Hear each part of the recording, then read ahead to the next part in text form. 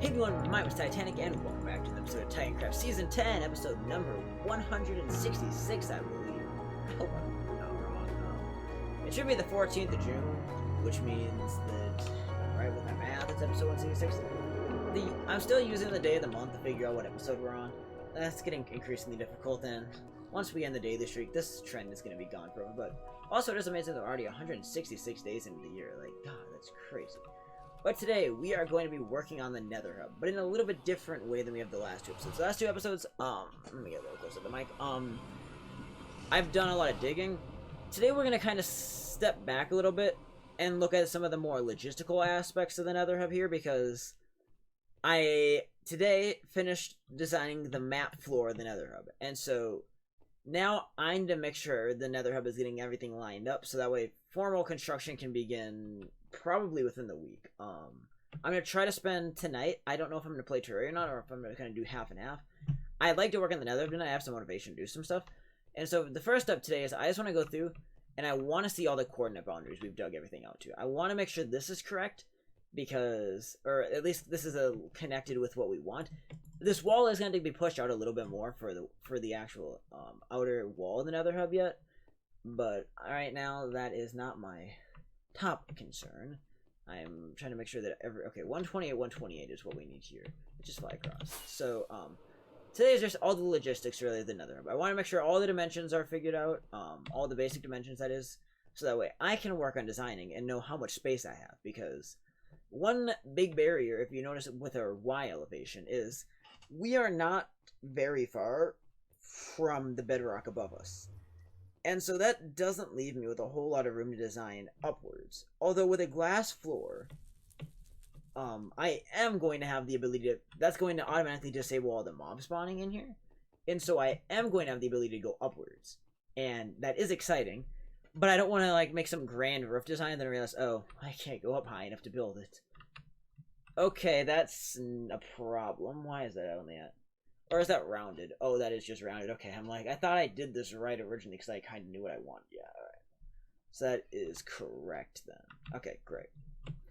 Though, and if you're wondering then why, if these were wrong now, why weren't they wrong over there? It's because the 0 coordinate kind of doubles up weirdly, and it's with how rounding, if you look here, I want to kind of explain it. These coordinates here are what the HUD chords base themselves off of, and this is the official block coordinate that I use. And what this, if you notice here, -92, and even if I move over to here, let me go as far here. Let's go like here, yeah.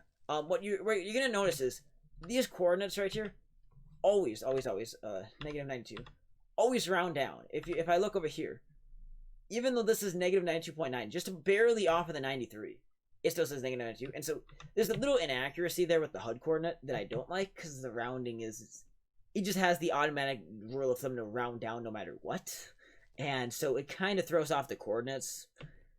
And so, while for general coordinates, it's really, really helpful if you're just telling someone your location. When you're building, you still need a carrier, you still need to have the big old F3 menu up. It's kind of annoying, not convenient for a lot of things still. But it does its job, I guess. I'm not gonna complain too much about it. It's still a lifesaver. It's a data pack that, even though I think it lags the server a little bit, I think it's really worth having around. It saves a lot of time and a lot of computer. Also, the big useful thing is the direction thing is the other thing I use a ton on there to figure out what direction I'm facing. In fact, that might be the most useful part of it, and the time. The clock is huge. So overall, definitely, I forget what it's called. It's part of, I believe it's part of Vanilla Tweaks. And it's one of the most useful data packs that I have found. I completely recommend it. If you want something, use that. Okay. So now we're gonna try to figure out how much space between us and Bedrock we have, because I don't think it's a lot. Okay, so what block are we looking at? 121. Okay, 127 is it? Okay, we gotta go look at Bedrock up here. We gotta figure out how high we can go. That's the objective. We had to find the lowest level of Bedrock, because Bedrock needs to be dealt with. Is this the lowest level of Bedrock? Does Bedrock go lower than this tile right here? This is 123. 121 there is, so this is the, yeah. Okay, so do we only have 2 blocks of clearance up here that we can dig out?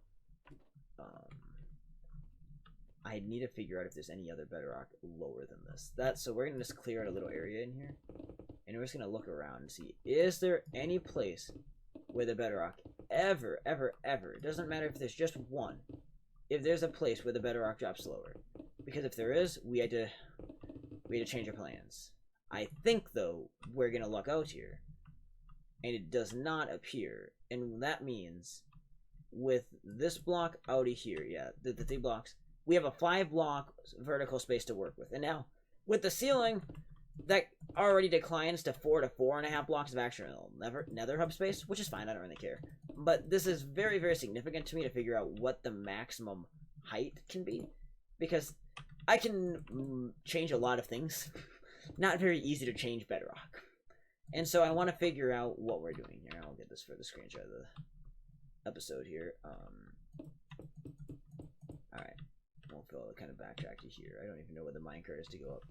I'm hoping, though, that's accurate.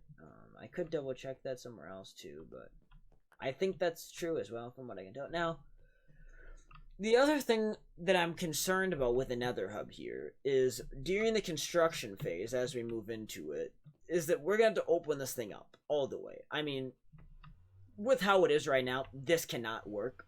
It's extremely, extremely annoying to place all the blocks here with this tile. And so I'm trying to figure out how I can fully open up the nether hub, like get rid of this block and open it all the way up and down without dealing with ghasts. Because the ghast issue, I can kind of deal with the pigment, although the pigment are going to get in my way too.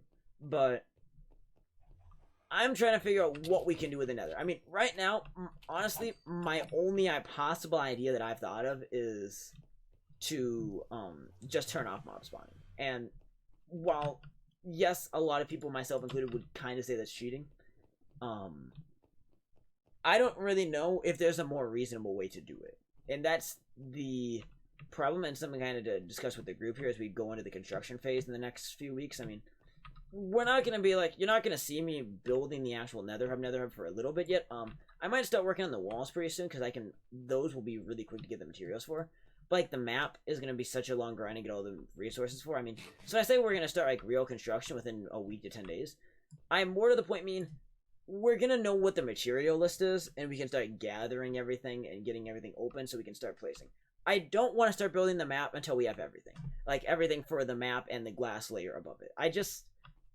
Having the nether hub that open, I don't want it to be fully open very long. I want it to be just a 1 or 2 day event where we have everything opened up, and so I think it's by far best to just make everything as short-lived as possible for that, and so we are going to have to make some adjustments based on that. Oh god, this opening. Now that does remind me, another thing I should do is figure out, with mob griefing off in the nether, I can't decide whether or not I want to keep filling in these gaps with smooth stone, or if I would like to just put netherrack there. I mean, originally I was putting the stone for gas protection. Now I'm unsure if that's really needed, because we turned off mob griefing a while back when we were having so many problems with gas spawning in the nether hub from the little patches we've had open and breaking portals. And so I disabled mob griefing, I think that was way back in February already, in just the nether. In the overworld it's on, it's fine. But I don't know at this point if it's really worth wasting so much stone to go refurbish a bunch of this floor. I mean, for now I won't fill it in. I'll kind of discuss with the group later on if that's necessary. I don't think it is. And I don't want to really waste that much material on it, so I don't think I will.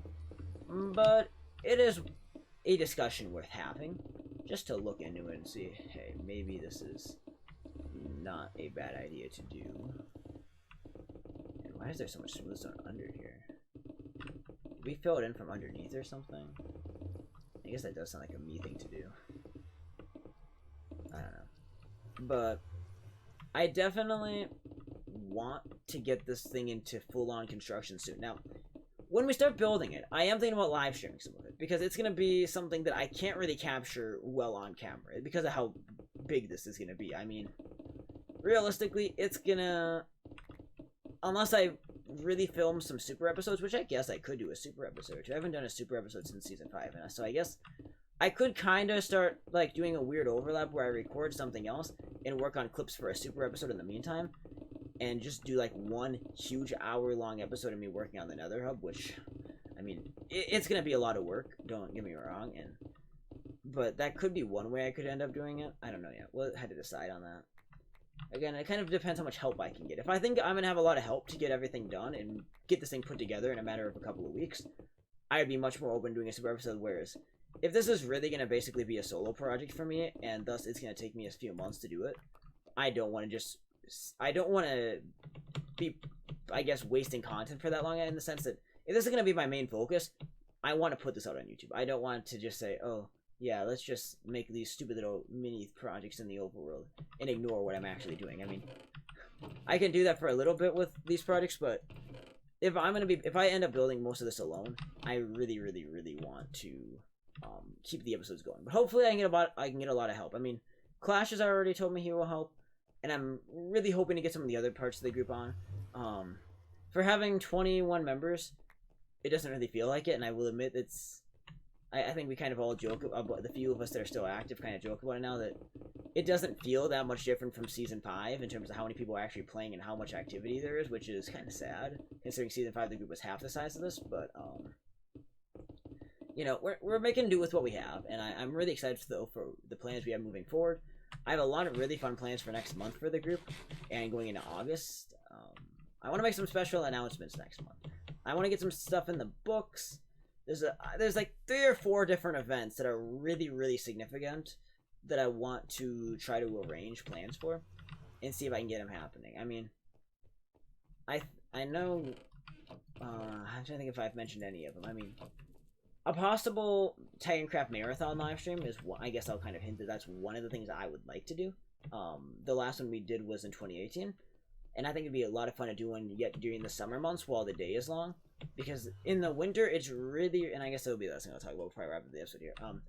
In the winter, it's really, really hard to live stream, to me at least, for more than like a regular stream length. Because in the winter here in Minnesota, the day length with like from dawn to dusk is like a 9.5 hour time frame at best.